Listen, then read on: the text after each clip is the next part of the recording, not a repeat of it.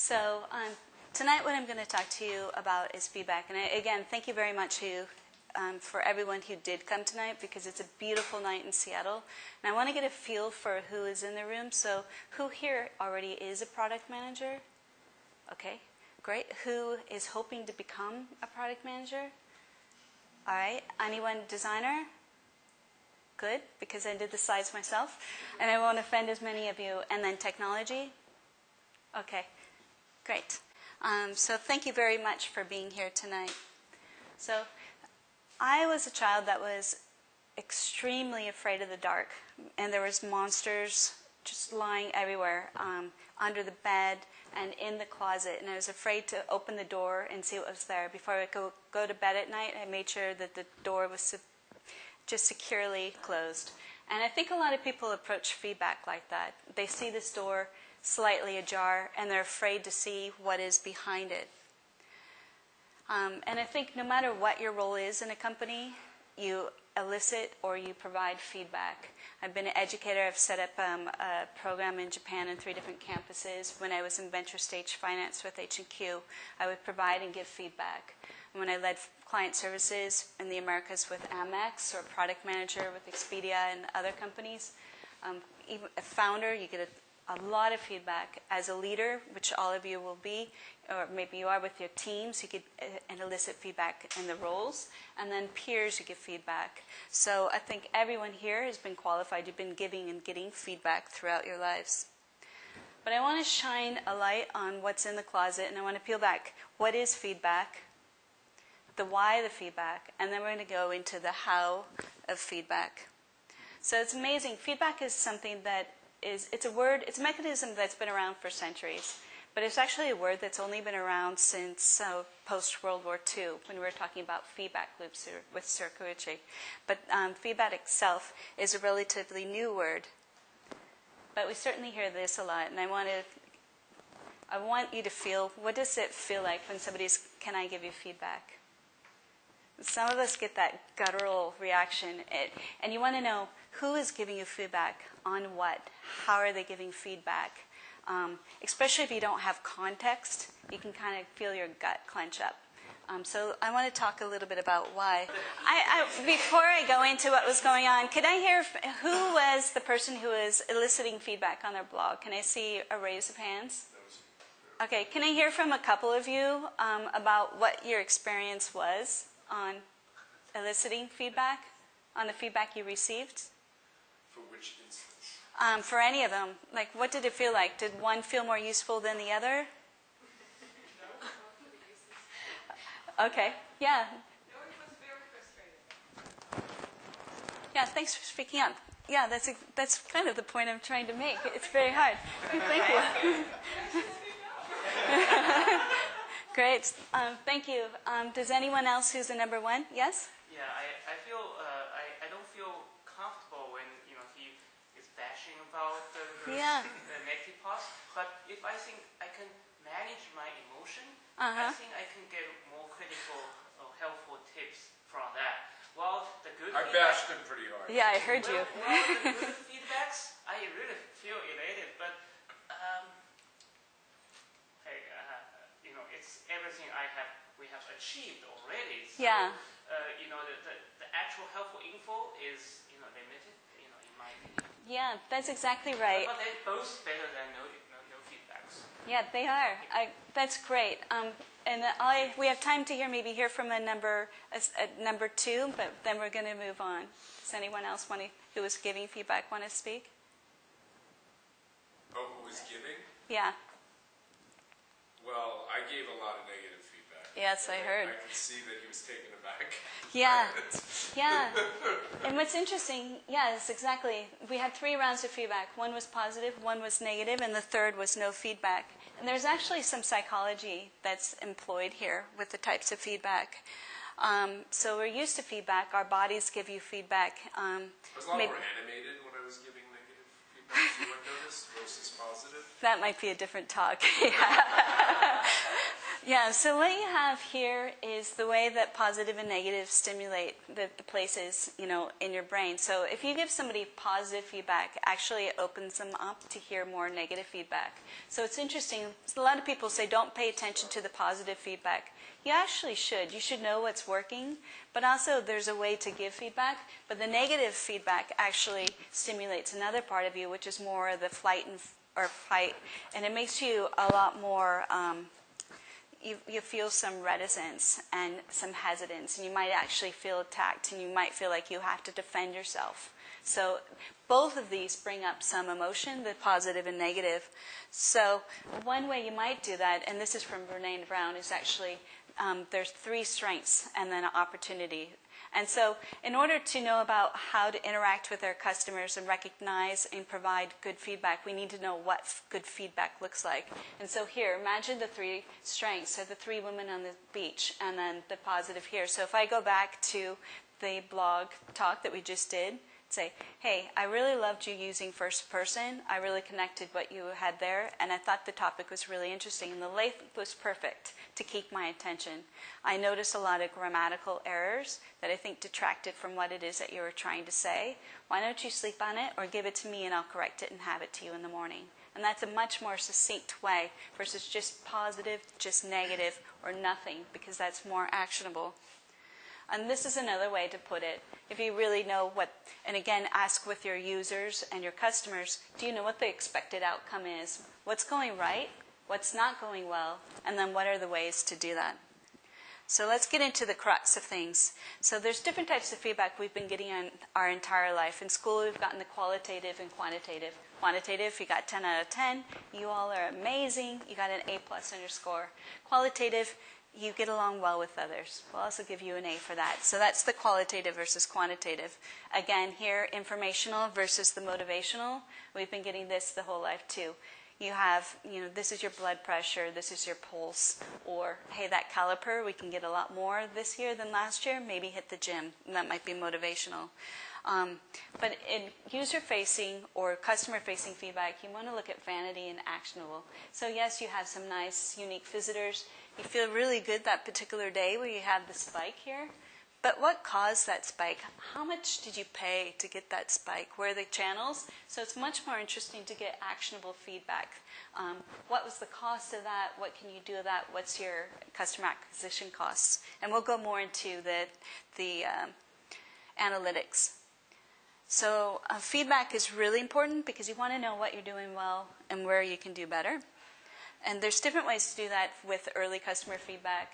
And again, these are some ways, but I actually like getting in front of the customer itself. So when I started Mindspan, I asked everyone that I knew and who I loved, what did you think of that? And it's amazing. People are like, oh, that's amazing. It's the best idea. Especially ask your mom about something. And we're so polite in Seattle. You're going to get this answer. That's wonderful. And that's probably the way you're asking the question. Do you love it? What is somebody going to say? Yes, of course I love it. And when you engage your users as well, you need to think about how you're asking the question and how you're listening to the answer. So this is one way you could do this. This is a user-centered workshop in journey mapping that we did.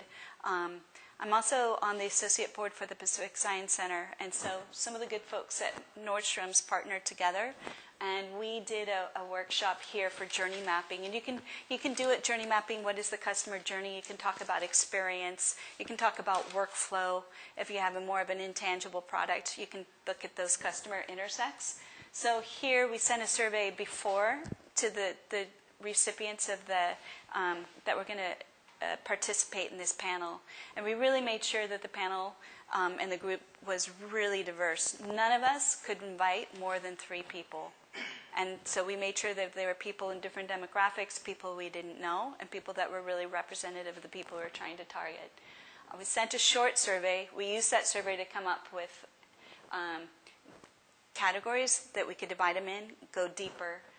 We gave people some stickies, and for a while we had them write, just ideate on what's there, and then we categorized them. Then we had the groups switch, and we had the people vote on the ideas that they liked best, and then we came back and crystallized that, and we formed And that way we retained the group and grown. What did you like about that? And now we have this community of insiders that are also early along for the journey. For Mindspan, we did something a little bit different, and I recommend this as well. So here is just simple usability tests, and you don't need to do anything drastic with this. We actually use Sketch and Envision. You can use Balsamic. You can use cards. It doesn't need to be that drastic. And what we made sure it's one-on-one. There are at least 2 people taking notes. We recorded it.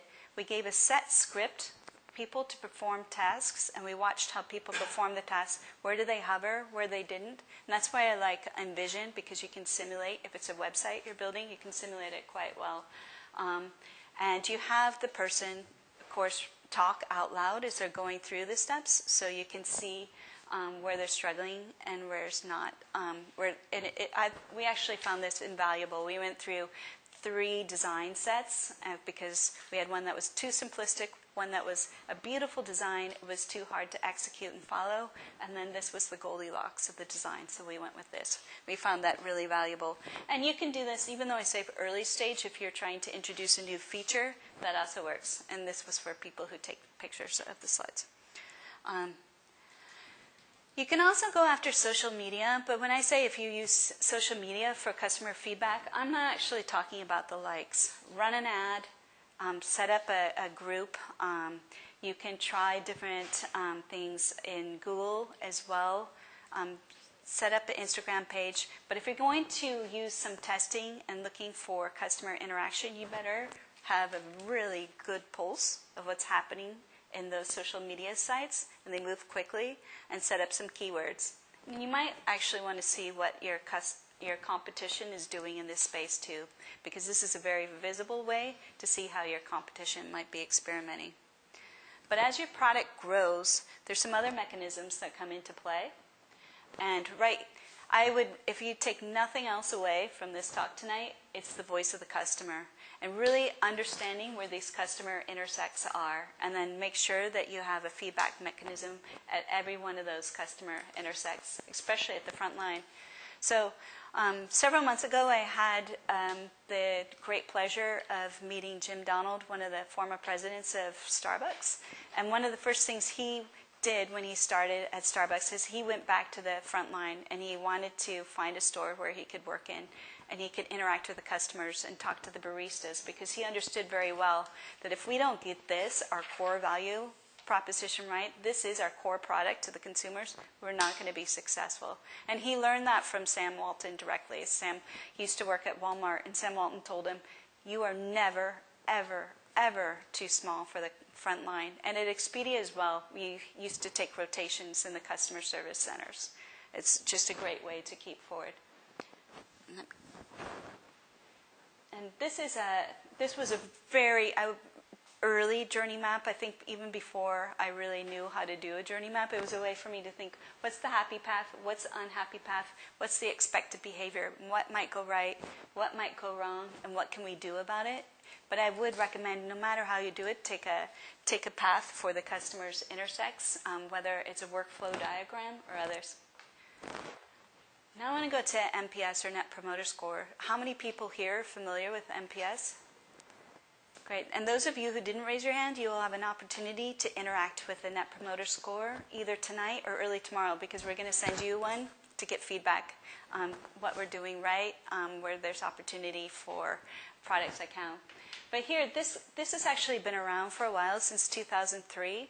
So we're starting to see some statistics about the efficacy and how well this works. One, you get a lot more engagement because it's so simple. It's not a long CSAT questionnaire. It's 2 things. Tell me what you are likely to recommend, and that vetting, recommend is the key word here, because you're more likely to think about it to a product, on a scale to 0 to 10 to a friend or colleague, and then always include a comment box. So we know that if a person scores us a 9 or a 10, we're probably going to get 3 to 8 times the lifetime value out of that particular customer. We want to know what we're doing well, and then we'll continue to replicate that. 7 and 8 are passive, and then 1 through 6 are detractors in here. Companies that have high NPS scores tend to do 2 times the growth of their competition. So there is a lot there, and it's so simple. And then back to analytics. So on analytics, there's a lot of different ways. Again, remember the objective versus subjective. If you're using Google Analytics, really know how to set it up, because that can tell you a lot more information if you're setting up your events and your call to actions and really understanding what data goes in. And if you don't know how to set it, Google has some fantastic courses. Mixed Panel, where you're sitting, they're kind enough to host us tonight. They have some great analytical tools that can do a bit of overlay and show you where those spikes are. And then there's, of course, HubSpot and Amplitude. And Segment is a way to stitch together a lot of these. Those are some of the products I like. But definitely watch the vanity versus action. Yeah, it might feel good that a lot of people are coming to your site, but are they transacting? How long are they staying? Are they coming back? And then know your product goal. Maybe coming to your site and staying around for a while is what you want to do, and you want to grow that particular audience, but are they sharing? So make sure you know your goals coming in, especially if you set that up. That's great. So now you have some feedback, but if you don't act on it, you might as well not ask for it. So I'd like to give some framework too on how to act on feedback. And what you're going to find, whether it's with your customer service agents and pulling tickets from customer service, these interviews, what you see on social media, what you see in analytics, you're going to start to see a theme, and you're going to break those down. If you can map that against your customer journey and the funnel, you're going to do well. And if you can overlay it in other data, like where might there be a spike, maybe you'll see that this is great. We have no penetration in California. Why is that? And you can start teasing that about. So if you can overlay the other data, prioritize, keep track. These are, and also another thing too with the customer feedback is to listen to the word choice of the customer. How is the customer describing your product? How are they telling you you're solving their pain points? How are they telling you that they're not solving the pain point? But really listen to their word choice, because that's how you want to talk to them. If they're describing their problem as X, then come back to them as that. And then use that in your marketing and sales collateral. Feedback models. Here, I think this is one that's probably pretty familiar to people who've seen feedback. But you think about how are you asking, who you are asking, when are you asking, is there context, categorizing it, how are you doing it, where's the of the feedback, acting, where are you acting, what is the benefit of what you're doing, and then finally follow up. And this is where a lot of people actually go wrong. They collect feedback and then they don't follow up with the user. And you want to keep people who are engaged enough to provide you feedback. You want to keep them interested in your product. And this is a different mechanism. This is a feedback here. And this is if you have a bit more sensitive feedback. And so if you have feedback stickies, criticism, what criticism actually motivates you to take action? And compliment, what compliments, just like that exercise we did a little bit earlier, what compliments are too squishy to actually do much with? They feel good, like you were saying.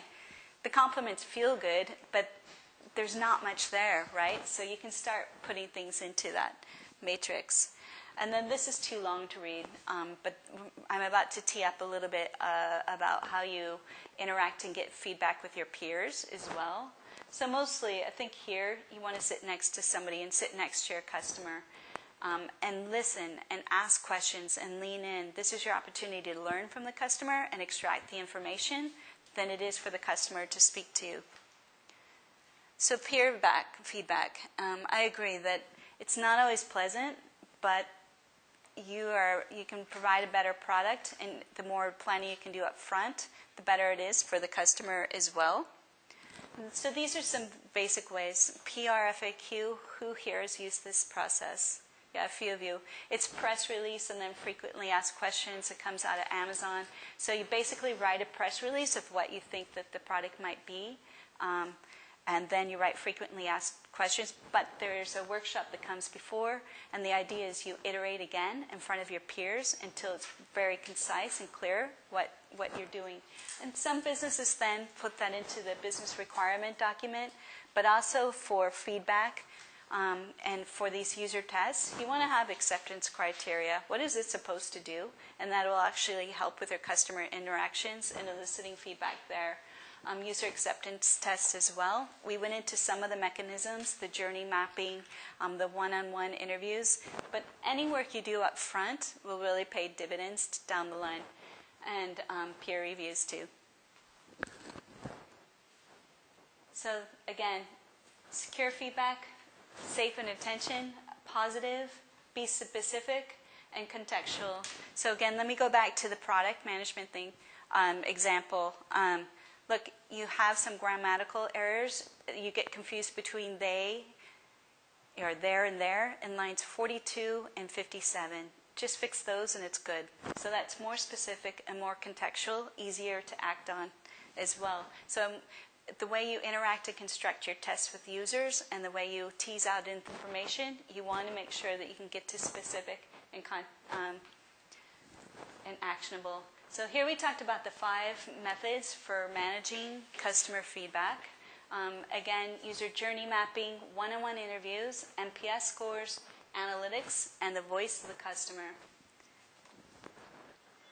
And here's where I want you to take away. Embrace feedback. Actually, a happy customer is a customer that you want to retain. And the more you engage with your customer, you're actually going to save in your marketing costs, and you're going to have better sales funnels as well, because you have a better understanding of what the customer is looking for and how they're using your product. Not how you're designing the product, how your customer is actually using the product. So listen and observe, categorize, prioritize, take action, follow up, and then you'll continually evolve your product. And that monster in the closet, if you open the closet door, you'll actually find it's not a monster at all. Maybe a monster tattoo but the monster is actually feedback. Don't be afraid of it. It will help you to grow your company and better your product. So my name is Anne Retterer, CEO and founder of Mindspan. If you'd like to take this conversation more, that's my Twitter handle, ann@mindspan.com. And if you'd like to give constructive feedback to help us the evolution of Mindspan, our handle's @Mindspan for all mechanisms there. So great, and I just thank you again for coming out on a beautiful August evening.